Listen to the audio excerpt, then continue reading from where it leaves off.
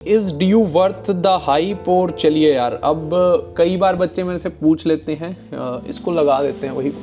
अभी मैं एक्चुअली एक कबड्डी लीग चल रही है, तो वहाँ पे एक टीम के एज एन मैनेजर मेरे को मौका मिला है, तो मैं वहाँ आया हुआ हूँ। और हाँ, मेरे पास बहुत टाइम होता है यहाँ पे आप लोगों के लिए वीडियोस बनाने का, सोचने का, काम करने का। तो ये वीडियो डी यू हाइप है कि नहीं है, ओवर हाइप्ड है कि नहीं है, इस चीज़ का चलिए इस वीडियो में बिल्कुल मैं अपने एक्सपीरियंस से आपको आंसर दे देता हूँ।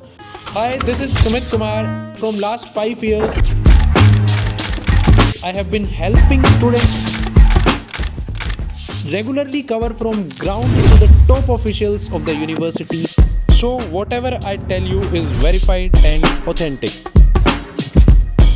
एक्सपीरियंस की बात करें तो यार 2018 में मैंने DU में अपनी BSc स्टार्ट की थी। 2017 में एडमिशन लेने गया था, लेकिन कुछ फॉर्म्स में गलतियां हो गई जिसके कारण मेरा रिजेक्ट हो गया था फॉर्म। तो 2017 में मतलब मेरे को जो कॉलेज चाहिए था वो नहीं मिल पाया, फिर मैंने नहीं लिया, ड्रॉप हो गया मेरा। 2018 से मैंने रामजस में BSc स्टार्ट की। 2021 तक मैंने BSc कंप्लीट करके LLB में एडमिशन लिया। कैंपस लॉ सेंटर रामजस के सामने ही है, CLC, and I completed my LLB। फिर LLB के दौरान ही मैंने अपने स्टार्टअप की शुरुआत कर रखी थी, कॉलेज डेज में ही कर रखी थी। तो मैं फिर वहाँ पे मेरे को DU में ऑफिस जो है वो अलॉट हुआ, DU के पहले CIC में, फिर DU के उद्मोद्य फाउंडेशन में। तो DU के साथ मेरा अच्छा खासा रिलेशन है। मैं बहुत सारे कॉलेजेस में भी विज़िट कर चुका हूँ, DU के नॉर्थ के हों, साउथ के हों, ऑफ कैंपस के हों। कई बार एज एन स्टूडेंट मैंने किया, फिर second time as an guest मैंने किया। कभी कोई स्टार्टअप से रिलेटेड इवेंट हो गया, कभी कुछ हायरिंग करने जाना हो गया। हालांकि अब मैं इन चीज़ों से डिस्टेंस बना चुका हूँ, क्योंकि आई डोंट फील अभी कि मुझे जाके ये चीज़ें करनी चाहिए। अभी तो बच्चों के आते हैं मेल वगैरह। तो हाँ, लेकिन हाँ, काफ़ी सही एक्सपीरियंस है मेरे को DU के ग्राउंड से लेकर के थोड़ा 6-7 साल का। तो यार देखो, अगर बात करें कि ओवर हाइप्ड है कि हाइप्ड है, आपको ना अलग अलग साल में ना अलग अलग विचार दिखेंगे इस चीज़ के। मैं अगर अपना बताऊं तो कि फर्स्ट ईयर में कोई पूछता तो मेरी मैच्योरिटी लेवल थी उसके लेवल पे, शुरू में तो वाह भाई मैं DU में आ गया, मज़ा है, और मैंने कुछ बहुत ही अच्छी जगह आया हूं, क्योंकि नए लोग होंगे, नए आप मिलते हो, एनर्जेटिक होते हो, और एक कॉलेज वाली वाइब्स होती हैं। तो मेरे साथ वही हो रहा था कि बहुत अच्छा है, काइंड ऑफ आप नई चीज़ें देखते हो, नए लोगों से मिलते हो, थोड़ा सा एडवांस्ड फील करते हो। सेकेंड ईयर तक जाते जाते फिर ये होने लगता है कि यार वो सारी चीज़ें तो ठीक हैं, पर्सनैलिटी आपकी डेवलप होगी, खुलने का मौका मिलेगा, आप नए हिसाब से अपने आप को लिख सकते हो वहाँ पे। पुराने आपके जो मैं समझता हूँ कि आपके आसपास का जो एनवायरनमेंट है वो आपको डिफ़ाइन करता है। तो आप जहाँ भी छोटे शहर से आते होंगे, गांव से आते होंगे, वहाँ पे बहुत ज़्यादा एक डिसिप्लिन आपके ऊपर रखा गया होगा, क्योंकि आप कहीं मार्केट में घूमने भी निकल रहे हो तो कोई चाचा देख लेगा, कोई ताऊ देख लेगा, रिलेटिव्स देख लेंगे, इस टाइप का माहौल रहता है। लेकिन यहाँ होगे तो ओपन रहोगे, और वो चीज़ें आपको शुरू में अच्छी लगेंगी, आप खुल के लिमिट्स रीडिफाइन कर पाओगे। जैसे मेरे को पहले रनिंग करना या मेरी जो भी स्टेमिना वगैरह था वो बहुत कम था, लेकिन यहाँ पे आया, नए लोग मिले, उनको नहीं पता था कम है, उनके साथ भागते भागते बहुत सारी चीज़ें ठीक हुई, और भी कई सारी चीज़ें थी। मैं इतना ज़्यादा बात नहीं कर पाता था, लेकिन DU में आके मुझे वो मौका मिला। सोसाइटीज़ भी बच्चे ज्वाइन कर लेते हैं। तो स्टार्टिंग में ये सीन रही बात। तो फिर सेकेंड ईयर, थर्ड ईयर आते आते फिर आप एक क्वेश्चन पूछने लग जाते हो कि ये व्यक्तित्व तो चलो DU ने अच्छा कर दिया, पर्सनैलिटी अच्छी कर दी, सोचने की पावर आपकी बढ़ा दी, पॉलिटिकल डिस्कशंस होते हैं बहुत ज़्यादा, देश में क्या चल रहा है आपको फील होता है कि हम देश के बीच में बैठे हुए हैं, ये वो, आपका सोचने की क्षमता बढ़ जाएगी। लोग भी ऐसे होते हैं, बाकी लोग भी काफ़ी एनर्जेटिक और अच्छे माहौल वाले मिलेंगे आपको। फिर आता है फेस्ट, ये सब चीज़ें करोगे और ज़्यादा इंप्रूव हो जाओगे, ड्रेसिंग सेंस इंप्रूव होगी आपकी। शुरू में आप लोग का जो माइंडसेट है वो ब्रेक होगा, शुरू में लगता होगा कि यार मैं तो मतलब जैसा रहना चाहता हूँ वही मेरे लिए बेस्ट है, लेकिन बाद में आप भी और लोगों को देख के कि यार नहीं, आई शुड मतलब मेरे को अच्छी ड्रेसिंग सेंस चाहिए, ड्रेस अच्छी पहननी है, ये सारी चीज़ें होती हैं। लेकिन सेकंड थर्ड ईयर आते आते फिर आप एक पूछते हो कि व्यक्तित्व में तो बदलाव आ गया, अब मैं बोल भी पा रहा हूँ, ड्रेसिंग सेंस भी अच्छी है, थोड़ा सा टेकी टाइप का भी हो गया हूँ, या नॉट मीन्स हाँ एडवांस्ड या मॉडर्न टाइप के भी हो गया हूँ, जो भी चीज़ें चल रही हैं वो मैं यूज़ करता हूँ। लेकिन अब मेरे पास स्किल्स क्या है, मैं जॉब कहाँ से लेके आऊँगा? तो मैं हमेशा चीज़ों को 2 पार्ट्स में बांटता हूँ, व्यक्तित्व पर्सनैलिटी प्लस स्किल्स। व्यक्तित्व आपको एक अच्छा इंसान बनाएगा, thinking power, reasoning power, questioning power और इन सारी चीज़ों में आपका प्रभाव डालेगा। तो DU is very good for your personality this part. ठीक है, बहुत चीज़ें होंगी। अगर आप किसी छोटे गांव से आते हो तो आपका फ्रेंड हो सकता है कि किसी MLA का बेटा हो, किसी कलेक्टर का बेटा हो, किसी जज का बेटा हो, may be your friend girlfriend. So this kind of things यहाँ बनेगा आपका DU में। मेरा एक दोस्त है, उसके पापा वो एग्जाम्पल देता था कि भाई तुम DU में क्यों आए, हम पूछते थे। बोले यार अगर मैं अपने यहाँ लोकल से ही अपनी ग्रेजुएशन करता तो मेरी ज़्यादा से ज़्यादा मस्ती ये होती कि भाई मैं बिना टिकट के बस में ट्रैवल कर लूँ। मेरे ज़्यादा से ज़्यादा दोस्त होते, उनकी थिंकिंग मतलब अगर हम उनके वहाँ के अकॉर्डिंग कि मैं क्लर्क लग जाऊँ उतनी होती, लेकिन मैं यहाँ आ गया तो मेरे साथ वालों की थिंकिंग एटलीस्ट UPSC तक की है, जज बनने तक की है। तो कहीं ना कहीं मैं भी शायद उस लाइन में लग जाऊं, पापा को ये लगता था तो यहाँ भेज दिया। बिल्कुल सही भी बात है। बाद में वो खुद UPSC की तैयारी कर रहे हैं एंड हो भी जाएगा उनका। काफ़ी मेहनत वो करने लग गए इन चीज़ों को देख के, क्योंकि वी आर ह्यूमंस। और ह्यूमंस जो मेरे को समझ आया वो अपने आसपास के एनवायरनमेंट से कॉम्पीट करते हैं। ठीक है, थोड़े दिन बाद ये लगने लग जाएगा कि जहाँ से हम आए थे उन लोग को ये मौका नहीं मिला है और मुझे मौका मिला है, तो मुझे उनके साथ कंपटीशन तो करना ही नहीं है। जहाँ से मैं आया हूँ, जहाँ नई जगह हूँ, वहाँ पे मुझे अच्छा करना है। ठीक है, अच्छा तो आप ही को करना पड़ेगा, लेकिन हाँ आपको मौका मिल जाएगा यहाँ पे। तो ये चीज़ है। लेकिन अब यहाँ पे जो हाइप वाली चीज़ लगी मेरे को, व्यक्तित्व में बदलाव आएगा, वो वर्थ है, होना भी चाहिए। और वो दिल्ली के अलावा बहुत मतलब बहुत कुछ मेरे को ऐसे शहर या बहुत कुछ ऐसे कॉलेजेस नहीं दिखे।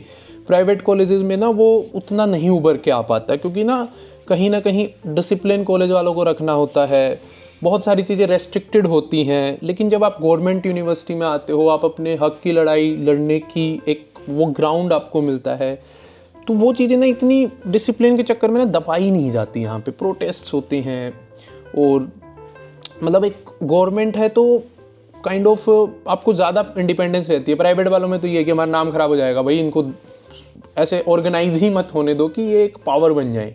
वो बहुत सारी चीज़ें होती हैं। लेकिन यार स्किल्स में it is not there in DU।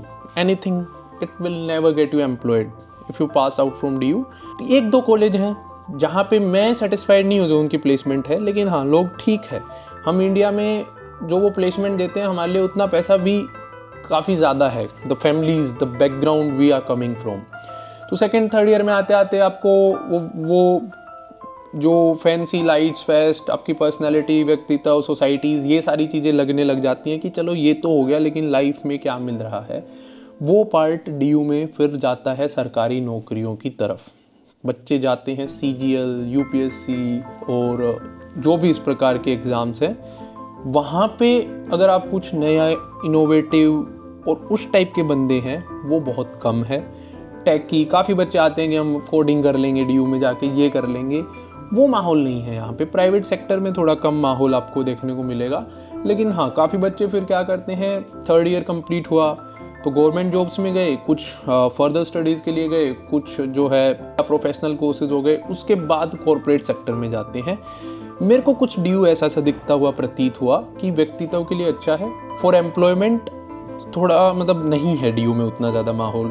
Startup culture भी एज़ कम्पेयर टू टेक से ही स्टार्टअप्स बनते हैं आजकल, उतना टेक की माहौल नहीं है। देखो एक मेरे को जो चीज़ लगी कि द IITs एंड बाकी जो भी चीज़ें हैं वहाँ पे more opportunities, more culture is there towards the tech, तो वहाँ पे ज़्यादा माहौल है।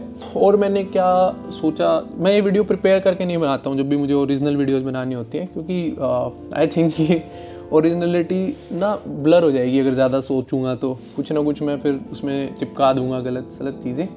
इंफ्रास्ट्रक्चर ठीक है, कुछ कॉलेजेस का थोड़ा सा बिलो एवरेज है, लेकिन ठीक है यार। आप मतलब ये नहीं होगा तो कहाँ जाओगे।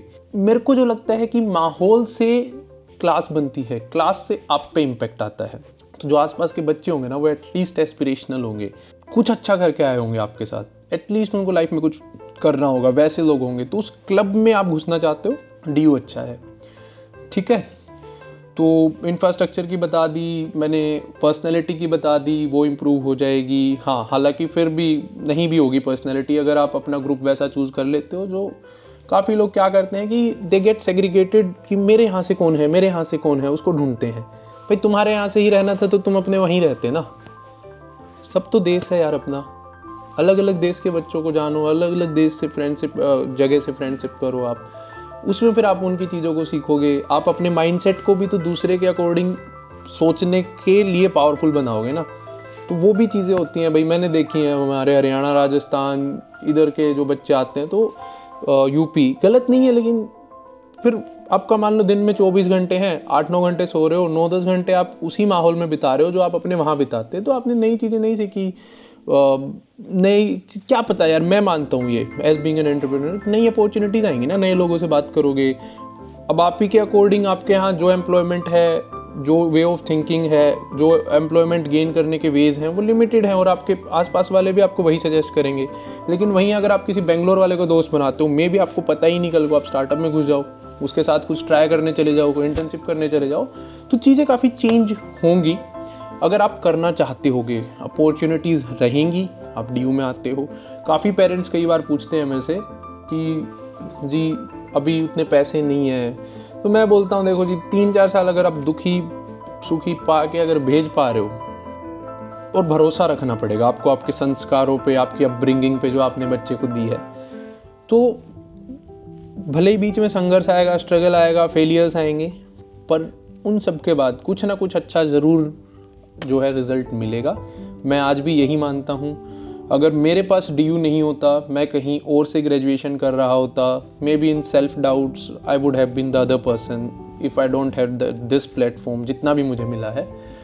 तो the people I met there, the aspirations, कई बार मेरे को लाइफ कुछ समझ नहीं आ रही थी तो मैंने दूसरों के एस्पिरेशंस पे चलना चालू किया, फिर मेरे को समझ आया ये मेरे नहीं है, लेकिन हाँ मेरे पास वो 2 महीने कुछ करने के लिए तो हुआ, वो शायद मुझे वहाँ नहीं मिलते। तो मेरा DU को लेकर के ये एक्सपीरियंस रहा है। हाइप है कि नहीं है वो आप देख लो, पर ज़्यादा बुरा भी नहीं है। अच्छा करने के लिए बहुत अभी काम करना है, करेंगे काम, ठीक है। Thank you and bye bye, मिलते हैं नेक्स्ट वीडियो में। चैनल को सब्सक्राइब कर लो, और अगर वीडियो अच्छी लगी हो तो कमेंट्स में ज़रूर बताना और लाइक करना। Thank you.